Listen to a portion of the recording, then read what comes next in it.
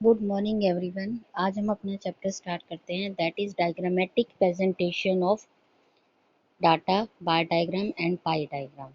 कि डायग्राम में हम डाटा को कैसे प्रेजेंट करते हैं उसके बारे में है। तो डायग्राम में प्रेजेंट करने के हमारे टूल हैं bar diagram and pie diagram. Tool और भी हैं, वो 7th चैप्टर में है।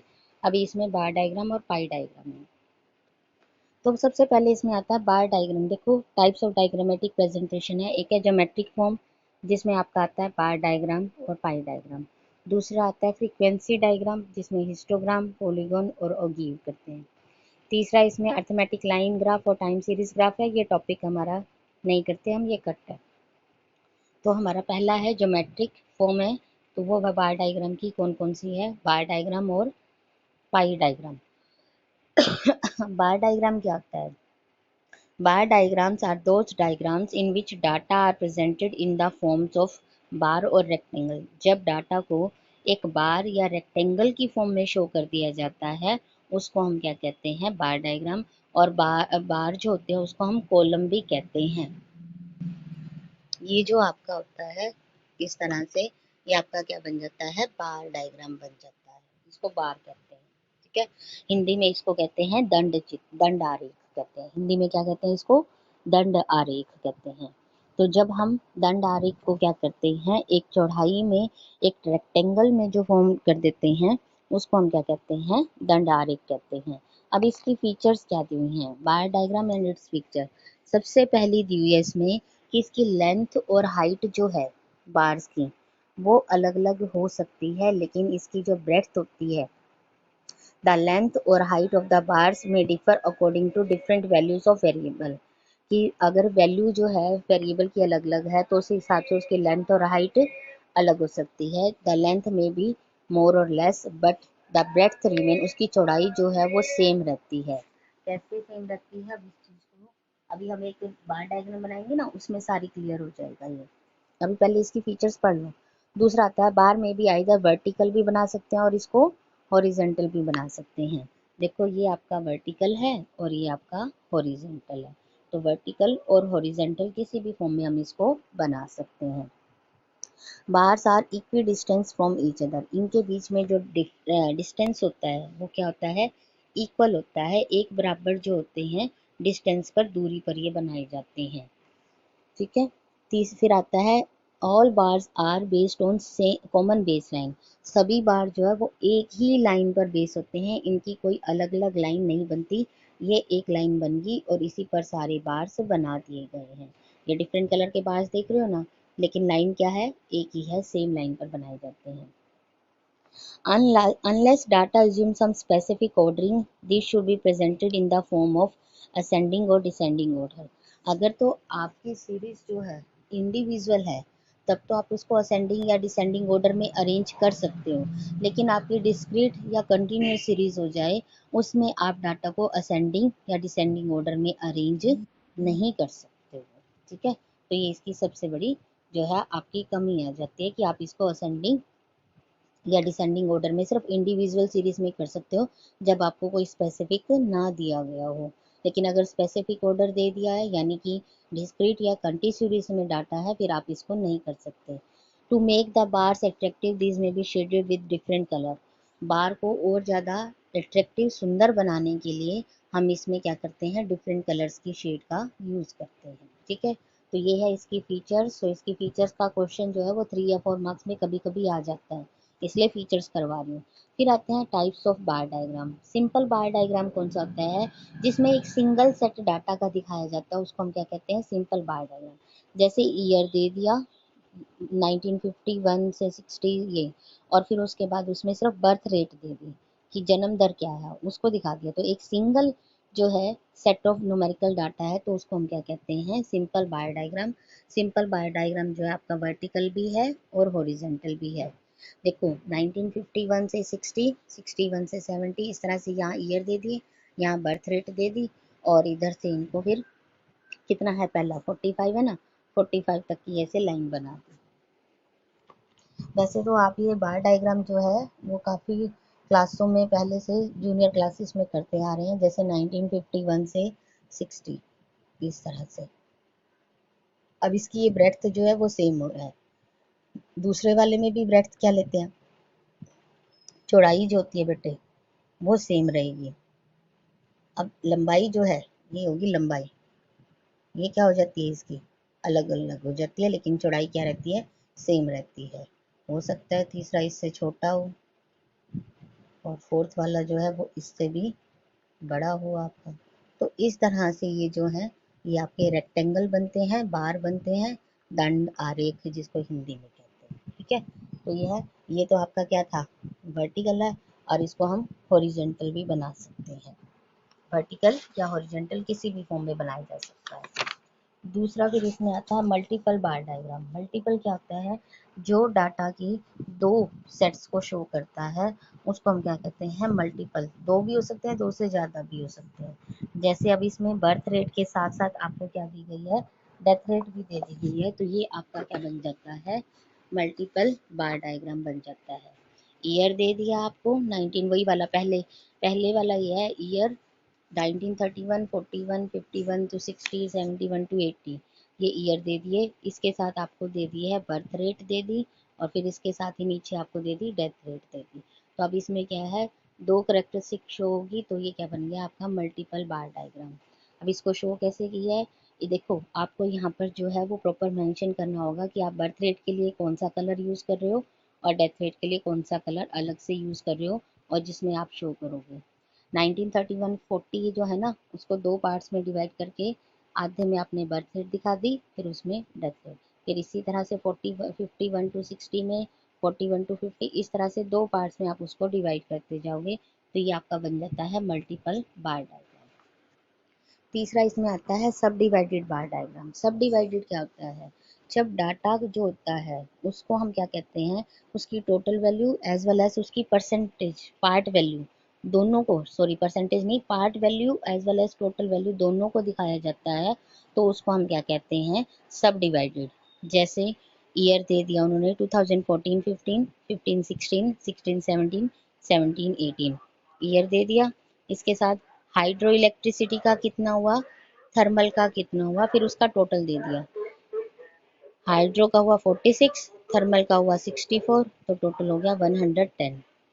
फिर हाइड्रो का हुआ 49, इसका 72, इन दोनों को प्लस करना है हाइड्रो थर्मल, फिर टोटल हो गया 121। ठीक है, तो ये तो टेबल। डायग्राम में देखो कैसे करते हैं, 46 पहले आपने यही सिंबल बनाने हैं कि हाइड्रो के लिए कौन सा कर रहे हो और थर्मल के लिए आप कौन सा यूज़ कर रहे हो, ये दिखा दिए। फिर उसके बाद 46, अच्छा बच्चे क्या करते हैं, 46 के बाद जो है 64 तक लिखते हैं। 46 47 64 दी हुई है ना जैसे ये, तो इसको 64 नहीं बेटा, 46 प्लस 64 है। 46 में आप 64 ऐड करोगे तभी तो 110 बनेगा। यहाँ पर 46 लिया, फिर बच्चे यहाँ से 47 48 49 दूसरी क्या दी हुई है, 64 दी हुई है ना, 60 जहाँ पर 64 आ गया वहाँ पे कर देते हैं। आपने 64 पे नहीं करना, 64 उसमें प्लस करना है, तो 46 प्लस 64 110 तक आपको इसको लेके जाना पड़ेगा। ध्यान रखना, ये मोस्ट प्रोबेबली बच्चे 6 मार्क्स का क्वेश्चन जो है वो गलत इसी चक्कर में करवाते हैं कि वो टोटल वैल्यू और पार्ट वैल्यू को समझ नहीं पाते हैं। 46 तो ये होगी, फिर उसके बाद 1 से फिर 64 आपका कहाँ तक जाता है, 64 उसमें प्लस करके फिर आपने इसमें शो करना है। ध्यान रखना इस चीज़ को, गलती मत करना, बार बार बोल रही हूँ मैं इस चीज़ को। बच्चे गलती ऑलमोस्ट जो है वो 6 मार्क्स का क्वेश्चन जो है वो इसी में गलती करा के जाते हैं कि 46 के बाद वो सिर्फ 64 तक। बेटे 46 ये आ गया 60, तो 64 तो यहीं कहीं आ जाएगा, यहीं रुक जाना चाहिए ना आपका 60 के आप, लेकिन वहाँ पर बुक में देखो कितने तक दिलवाया है, 110 तक दिखाया ना उन्होंने, तो यानी कि 46 प्लस 64 है। ठीक है, इसी तरह से 49 plus 72, part value plus total value. ठीक है, पार्ट वैल्यू इन दोनों को प्लस करके टोटल आती है आपकी, इस तरह से इसको हम दिखाते हैं, तो ये बनता है सब डिवाइडेड बाय डायग्राम। फिर आता है आपका परसेंटेज। जब हम डाटा को क्या करते हैं, परसेंटेज वैल्यू में शो कर देते हैं, तो वो क्या बन जाता है, परसेंटेज बार डायग्राम। जैसा अब इसमें दिया है प्राइमरी सेक्टर जो है, पहले इसका क्या दिया गया, परसेंटेज कैसे निकालते हैं, पार्ट वैल्यू दे देते हैं, इसका हम टोटल करते हैं, part divided by total into 100 करके परसेंटेज। जैसे अब आपके 10th में जो मार्क्स आए हैं, कितने आए हैं आपके, सपोज करो 350, कितने में से आए, 500 में से। तो आपने क्या किया, ऐसे निकालते हो ना परसेंटेज, तो तो कितनी आ गई 70%। परसेंटेज कैसे निकालते हैं कि आपने कितने गेन किए, टोटल कितना था इंटू 100 करके परसेंटेज। इसी तरह से इसमें भी प्राइमरी में कितना हो, प्राइमरी सेक्टर का कितना हुआ, टोटल कितना हुआ, तो प्राइमरी को टोटल से डिवाइड करके इंटू 100 करेंगे तो आपकी परसेंटेज आ जाएगी। ये देखो इन्होंने ऐसे करके निकाली हुई है फिर परसेंटेज। पहले डाटा ऐसे सिंपल में दिखाया, फिर इसको परसेंटेज में कन्वर्ट करके आपको दिखाया गया है कि प्राइमरी का कितना हुआ 16.66%, सेकेंडरी का 26.03 और सर्विस का आपका हुआ टर्शरी का 57.31। इसी तरह से फिर इसकी कम्युलेटिव परसेंटेज, कम्युलेटिव में इनको प्लस कर, कम्युलेटिव सीरीज की हुई है ना, प्लस करते जाते हैं वैल्यूज को। 16.66 प्लस 26.03 42.69 हो गया, प्लस 57.31 100 हो गया। ठीक है, इसी तरह से ईयर 2000 की तो 10-11 का था, 11-12 में भी पहले परसेंटेज निकाली 16.7, फिर 25.45, फिर 58.38। 16.17 प्लस 25.45 इनको प्लस किया तो बन गया 41.62 बन गया, और फिर ये 100 बन गया। इस तरह से जो है आपने इसकी क्या कर दी, परसेंटेज को इसको शो कर दिया। ठीक है, तो फिर इस तरह से हमने क्या करना है, पहले प्राइमरी का, फिर आपका सेकेंडरी का, फिर सर्विस का, तीनों का दिखा के 100 तक उसको कर दिया। इसमें भी वही करना है, 16.6 फिर कितना था उसका 26.03 आ गई, तो 26 16.6 प्लस 26.03 कहाँ से जाएगा 42 पॉइंट समथिंग तक जाएगा ना, तो 40 के ऊपर उन्होंने लाइन ली है, इस चीज को ध्यान रखो 40 के ऊपर की लाइन है। फिर उसमें 42 में 57.31 प्लस कर दिया तब कहीं जाके 100 बना। ठीक है, तो ये होता है आपका परसेंटेज बार डायग्राम। फिर इसमें आता है आपका डेविएशन बार डायग्राम। फोर्थ, डेविएशन बार डायग्राम क्या होता है कि जब हम वेरिएबल जो है उसको हम लोकेट करते हैं टाइम और लोकेशन के अकॉर्डिंग कि उसमें डेविएशन नेट कितना हुआ है, इसमें पॉजिटिव और नेगेटिव डेविएशन दोनों दिखाया जाता है। तो वो अबोव द बेस लाइन और बिलो द बेस लाइन दोनों होता है। अबोव द बेस लाइन और बिलो द बेस लाइन क्या होता है, देखो बेटे ये जो आपकी बनती है बार डायग्राम के लिए ये वाली लाइन, ये क्या कहलाती है आपकी बेस लाइन, इसको हम क्या कहते हैं बेस लाइन। तो अब इस बेस लाइन से पॉजिटिव वैल्यू सारी कहाँ जाती हैं, यहाँ पर जाती हैं ऐसे ऐसे, और अगर कोई नेगेटिव जाएगी तो ये कहाँ जाएगी, इधर आएगी ना ऐसे, तो नेगेटिव वैल्यू आपकी यहाँ जाती है, तो ये नेगेटिव बेस लाइन हो जाएगा आपका, ये पॉजिटिव बेस लाइन। आपको पता है 4 क्वाड्रेंट होते हैं, यहाँ सारी वैल्यू पॉजिटिव होती हैं, यहाँ सारी नेगेटिव, फिर यहाँ सारी पॉजिटिव होती हैं और इस वाली सारी नेगेटिव होती हैं।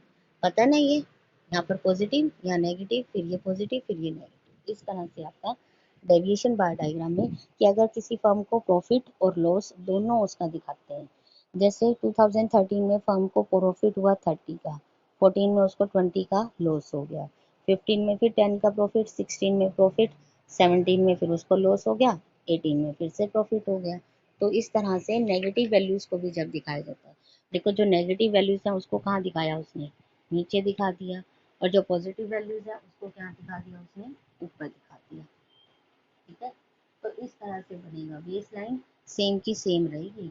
नेगेटिव वैल्यू अगर आप दिखाओगे तो नेगेटिव वैल्यू जो है वो आप यहीं से दिखाओगे ऐसे, ये नेगेटिव वैल्यू यहाँ चली जाएगी आपकी। ठीक है, कोई भी नेगेटिव वैल्यू आ रही है तो उसको ऐसे दिखाया जाएगा।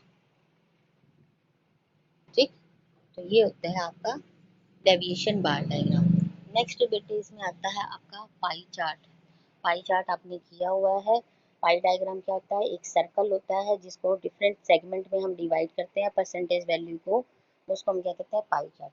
देखो बेटे सर्कल का एरिया कितना होता है 360 डिग्री का होता है, सर्कल का कितना होता है 360 डिग्री का होता है।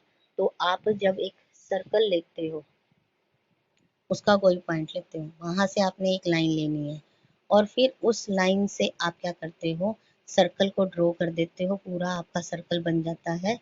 और फिर जो है वो सर्कल बनने के बाद आप क्या करते हो, जहाँ पे आपने कंपास रखी थी वहां से आप, वहां पर आप प्रोटेक्टर अपना डी रखते हो और फिर डी से जो है वो वैल्यूज को अलग अलग जो जो आपकी वैल्यू दी होगी, डाटा दिया होगा, उसको शो करते जाओगे।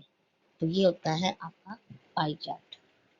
इसमें भी आपके 4 क्वाड्रेंट होते हैं एक सर्कल में, कितने होते हैं 4, और हर क्वाड्रेंट कितने का होता है 90 डिग्री, 90 90 90। तो इस तरह से 4 क्वाड्रेंट बन के 360 डिग्री जो है आपके सर्कल का बनता है। वो पूरा टोटल क्या होता है 360 डिग्री होता है सर्कल का एरिया जो। नेक्स्ट अब इसमें आता है आपका कि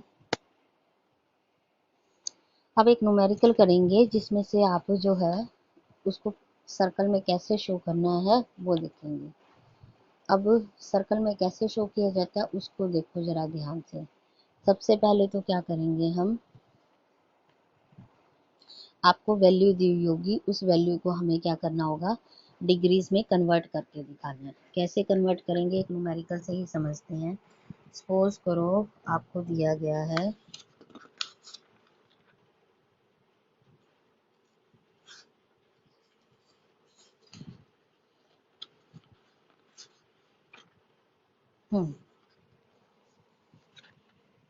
कि इंडिया में जो है डिफरेंट तरह की सोसाइटीज हैं, वो अलग अलग तरह के फूड जो हैं खाना जो है वो खाते हैं। टाइप्स ऑफ फूड दे दिया आपको,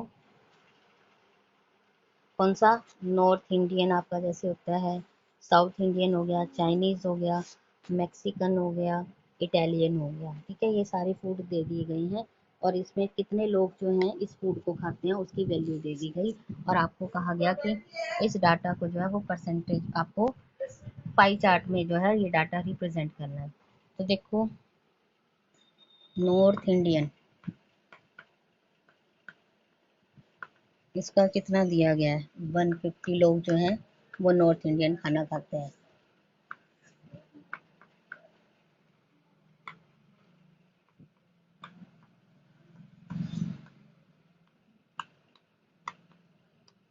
साउथ इंडियन उसको कितने लोग खाते हैं 100। चाइनीज 125।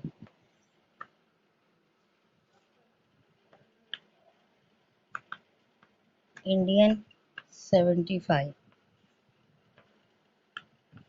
मैक्सिकन 50। ठीक है।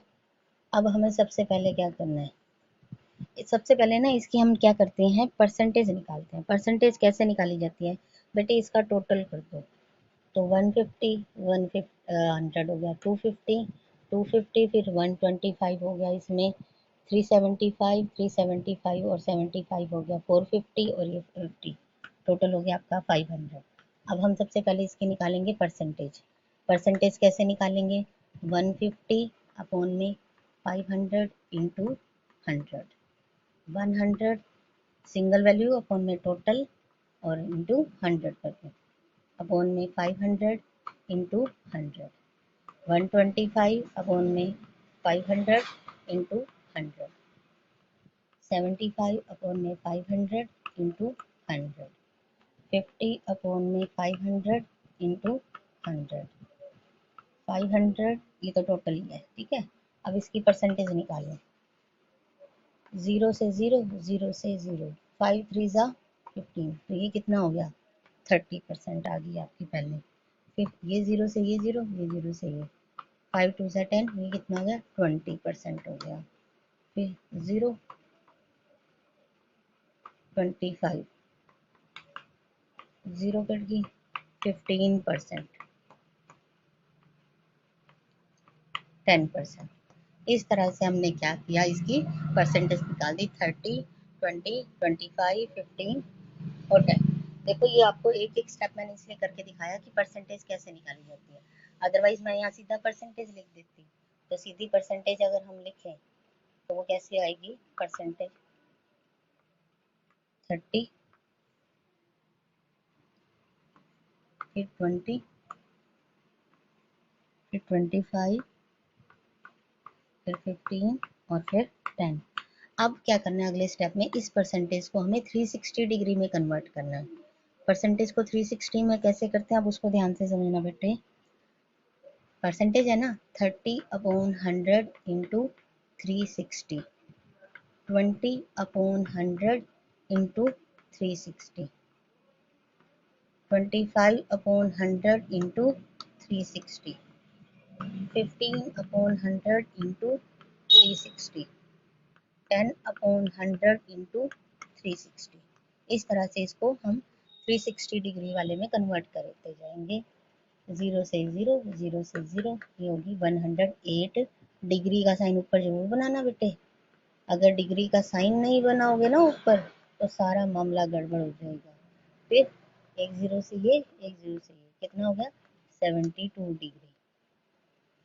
ये 0 कट की इधर से, और फिर ये वैल्यू जो है अब आपकी जाएगी 25 4 सा 100, ये हो गया 9। तो ये कितना हो गया आपका, ये तो गए नहीं ना 360, 90 डिग्री सीधा हो गया। फिर उसके बाद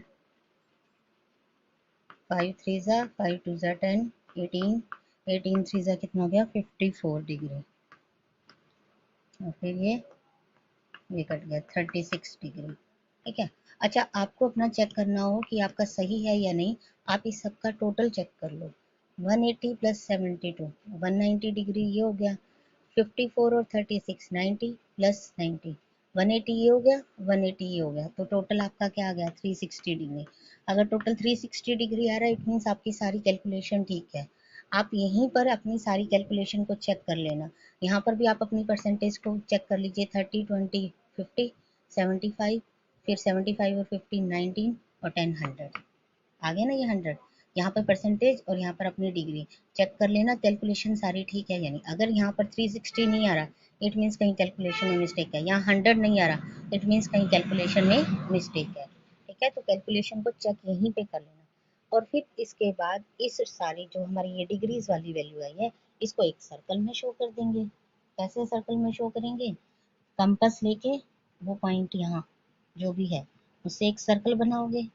अब यहाँ पर रखोगे अपना प्रोटेक्टर इस कंपास वाली जगह पर जो ये पॉइंट आता है, और फिर यहाँ से अपनी पहली वैल्यू कितनी आई है 108 डिग्री आई है ना, तो कंपास से जहाँ 108 डिग्री आ जाए उस वैल्यू को ले लेना। ठीक है, तो 108 तो थोड़ा ज़्यादा ही जाएगा ना बेटे, क्योंकि 90 का तो यहाँ पे ये 4 क्वाड्रेंट ऐसे बनते हैं ना 90 90 90 का तो ये हो गया, तो 90 यहाँ पर आ जाएगा 108 आपका। ठीक है, फिर ये बीच वाली लाइन को चाहे आप मिटा देना। 108 तक आपका ये हो गया, फिर ये 72 डिग्री आपका ये हो गया, फिर इसके बाद इसको अलग में कर देना।